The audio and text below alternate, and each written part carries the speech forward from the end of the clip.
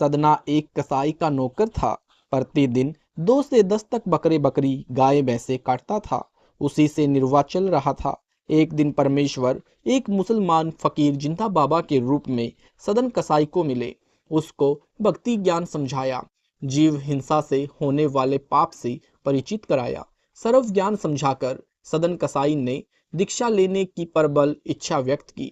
परमेश्वर जिंदा ने कहा कि पहले यह कसाई का कार्य त्याग, तब दीक्षा दूंगा। सदना के सामने निर्वाह की समस्या थी, वह जिंदा बाबा को बताई। जिंदा वेशधारी प्रभु ने कहा कि भाई सदना, कसाई तो कुल 100 हैं। आपके शहर में एक अन्य हजारों व्यक्ति भी निर्वाह कर रहे हैं। आप भी कोई अन्य कार्य कर लो। सदना इस कार्य के लिए तैयार नहीं हुआ, अपनी निर्वाह की समस्या आगे रखी। जिंदा ने कहा कि आप हिंसा कम कर दो। सदना ने कहा कि मैं मालिक की आज्ञा की अवहेलना नहीं कर सकता। वह जितने पशु काटने को कहेगा मुझे काटने पड़ेंगे।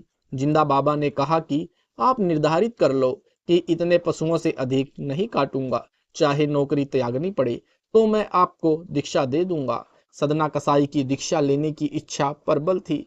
नौकरी छूटने का भय भी कम नहीं था, इसलिए इस बात पर सहमत हो गया और हिसाब लगाया कि प्रतिदिन छोटे बड़े 10 या 12 पशु ही काटते हैं। यदि कोई ईद बकरीद त्योहार आता है या किसी के विवाह में मांस की पार्टी होती है तो मुश्किल से 50 पशु वध किए जाते हैं। सदना ने कहा कि बाबा जी, मैं पक्का वादा यानी वचन करता हूँ कि 100 पशुओं से अधिक नहीं काटूंगा, चाहे नौकरी भी क्यों न त्यागनी पड़े। जिंदा बाबा बोले, ठीक है, आपको मुझसे मिलने की इच्छा हो तो मैं जगन्नाथ मंदिर में पुरी में रहता हूँ, वहां आ जाना। कुछ समय सब ठीक ठाक चलता रहा। एक दिन नगर में कई विवाह थे, साथ में नवाब के लड़के का विवाह था। उस दिन पूरे 100 बकरे काटे। सदना ने अल्लाह का धन्यवाद किया। अपना वजन खंड होने से बाल बाल बचा। सब औजार धोकर साफ करके रख दिए।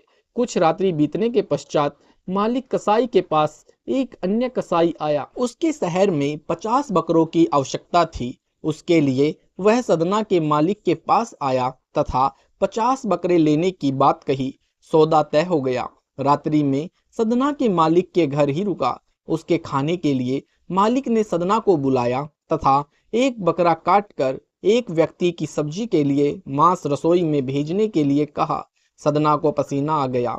अपना वचन खंड होने का भय सताने लगा। उसी समय एक विचार आया कि क्यों न बकरे के अंडकोश काट कर रसोई में भेज दूं, मेरा वचन भी रह जाएगा